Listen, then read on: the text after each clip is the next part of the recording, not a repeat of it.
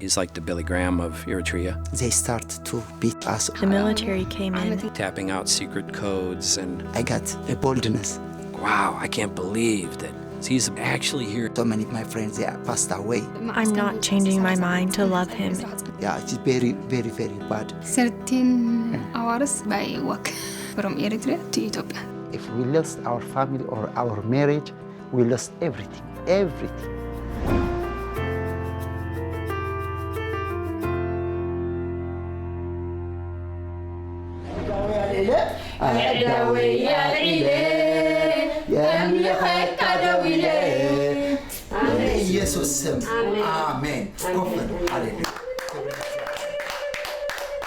Every Sunday, they told us 2 verses and 1 song. The oldest, his name is Rai, 8 years old. God blessed to us by Rai. Yeah, in refugee camp. Rai is loving and kind. She loves people and loves to care for them. She is very compassionate. So Rai is very fast. She like to be a acrobat or gym, circus or something. Wangel Johannes, he's shiny. He is very smart. Wangel is humble.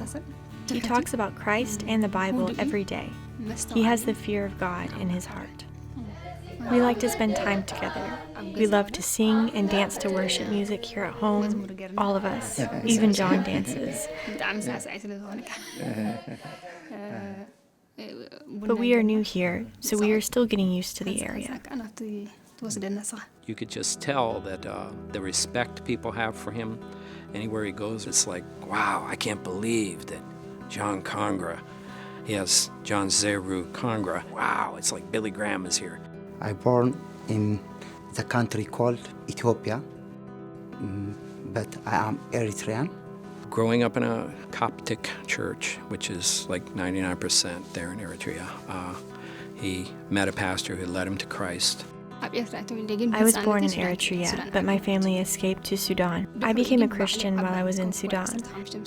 By the time I was 15 years old, I was following Christ, and my family moved back to Eritrea. Ethiopia and Eritrea, they start fighting each other. From 1998 up to 2001, I was in the military when we worship in one church. We were baptized on the same day. The barrier is language. Her language is Arabic. So we did not talk much at first. So many times God told me about Sunlight. I told about the God who gave me the vision. I loved Jesus and I wanted to follow what he did, what he showed me. Is God show me or tell you something about our marriage? She said, no. I told him I would pray about it, and if we loved each other, then maybe we would get married. The next time he was on military leave, he called me again. We discussed each other, and she said, yes, I know, that is the will of God to marry. Why you say the day that when I ask you, yes, but she said, the foundation of marriage is love, not vision, and okay. We got engaged and I was very happy. But John could not stay. He had to go back to the military. I did not see him again for a very long time. From that day, we cannot contact each other for maybe 9 years.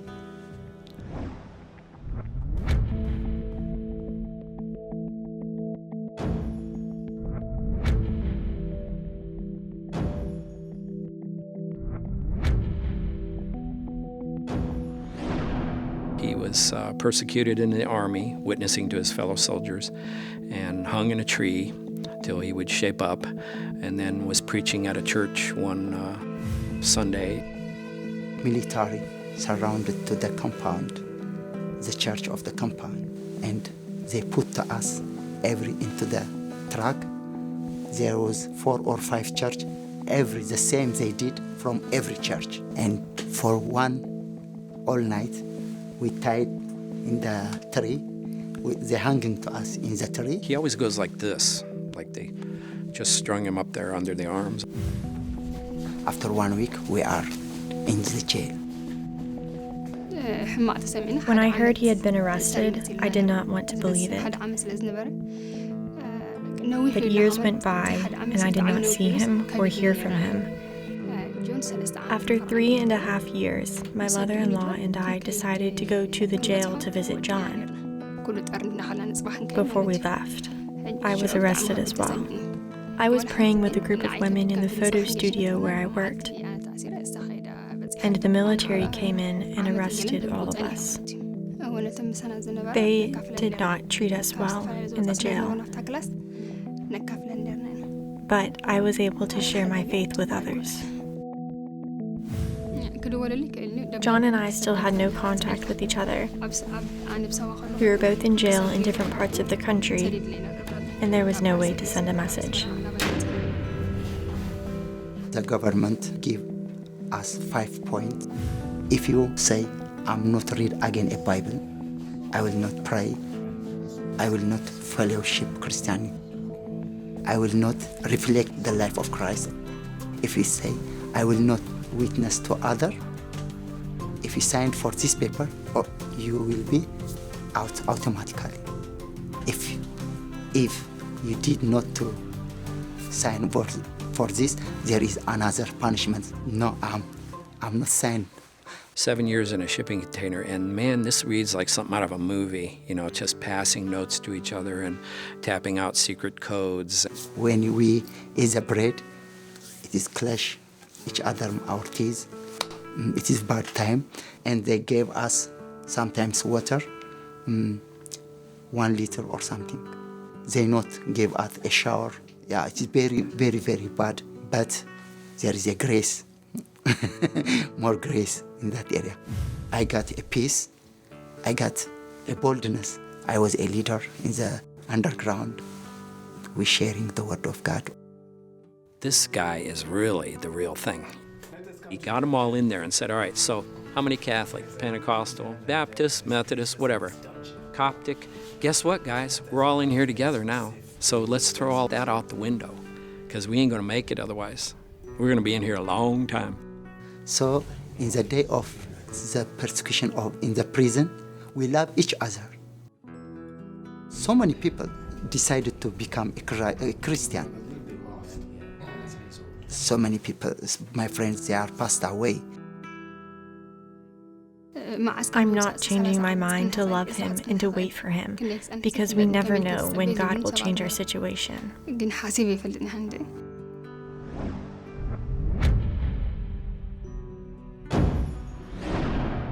I was in jail for 1 year and 3 months. I was not officially released from the jail. The living conditions in the jail were very bad, and I started having bad dental problems. So they sent me to the city for a dentist appointment. But when I left the dentist's office, the guards were gone.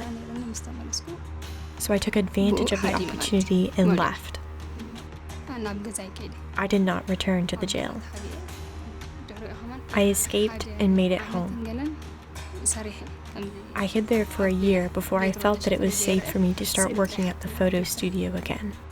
They start to beat us and they hanging me. So I need some miracle. I pray immediately within 10 minutes. One person, he broke the jail and he is out from the jail, breakthrough. They forget about us.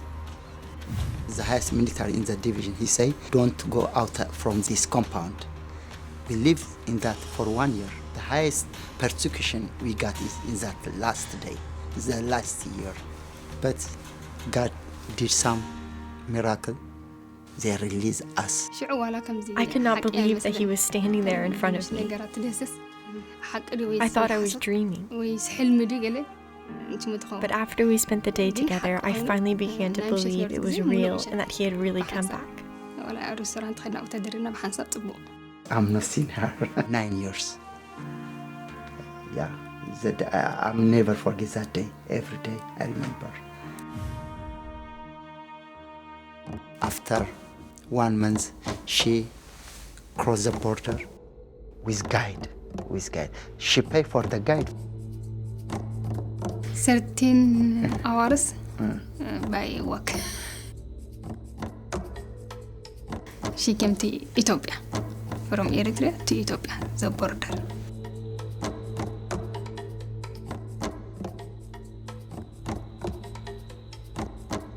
After 1 month, I followed her, but I helped to other people.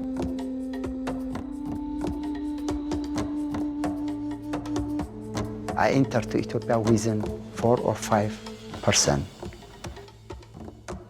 I asked everyone to pray that John would make it across the border. She say If to not all, Christian, if Christian, all Christian.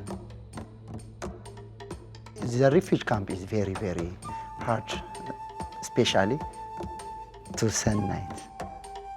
I finished my first degree program. We start to go in a United Nations Refuge Center. They ask about what was in the prison. By that case, they accept us. We can come to here by refugee. We are new about here in America.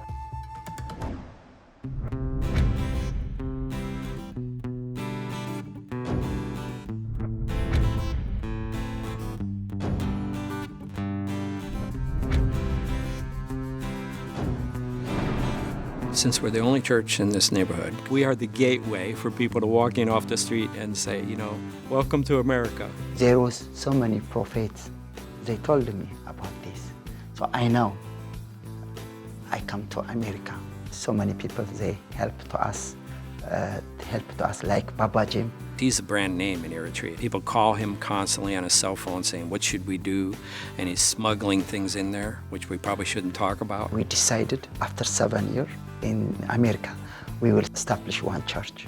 But after I'm coming in America, it was hard to work every 12 hours or 30 hours. I cannot ministry to myself or to my family.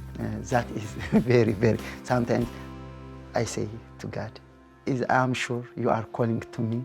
In the day of prison, I pray, I reading, look like now. I'm working with FedEx, not my desire. My desire is to minister. There is a freedom in physical, but not in spiritual. It is not free. It is hard to, especially to live, to read or something. It is very, very hard than the prison. But there is need or something in home.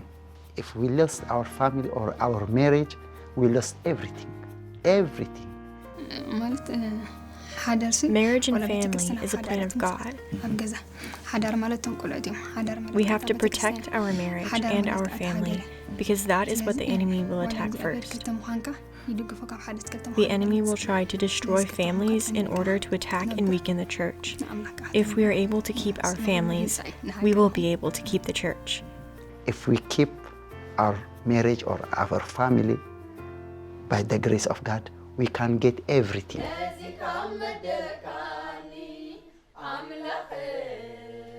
Every day I remember what God did for us.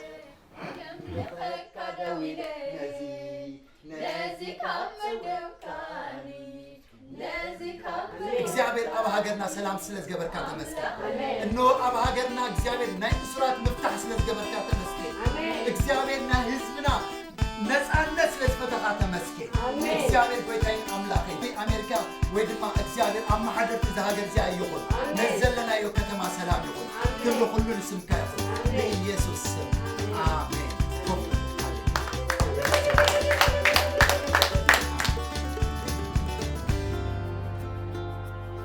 God is love, and love comes from God. In 1 John, the Bible tells us that God is not only all-loving, but that He actually is love itself.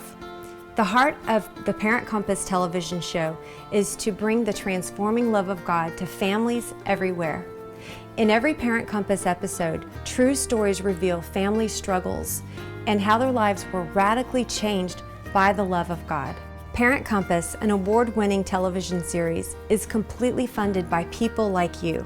If you have been touched by God and you want to share God's love to others, would you please pass it on? Jesus tells us to go into all the world and to tell about Him. With your donation, you allow us to take this television show into many different nations and in many different languages, free of charge. And a portion of your donation goes to Parent Compass Outreach to feed starving children.